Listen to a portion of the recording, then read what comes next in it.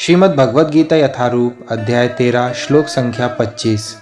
ध्यानेनात्मनि पश्यन्ति केचित् आत्मानमात्मना अन्ये सांख्येन योगेन कर्मयोगेन चापरे।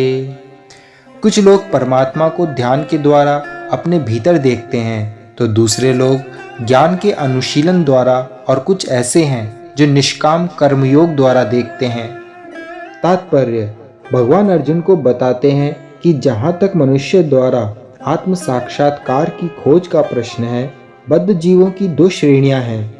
जो लोग नास्तिक, अज्ञेयवादी तथा संशयवादी हैं, वे आध्यात्मिक ज्ञान से विहीन हैं, किंतु अन्य लोग जो आध्यात्मिक जीवन संबंधी अपने ज्ञान के प्रति श्रद्धावान हैं, वे आत्मदर्शी भक्त, दार्शनिक तथा निष्काम कर्मयोगी कहलाते हैं।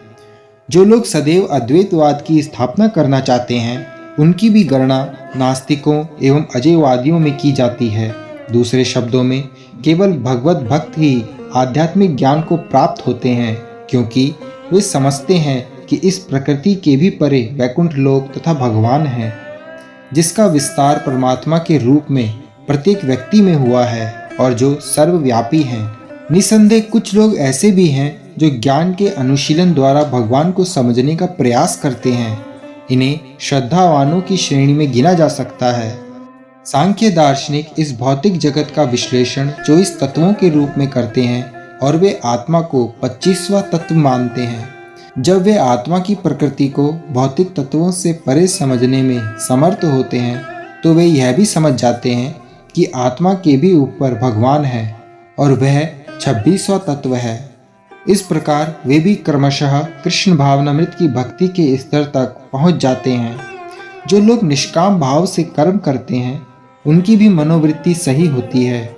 उन्हें कृष्ण भावनामृत की भक्ति के पद तक बढ़ने का अवसर दिया जाता है।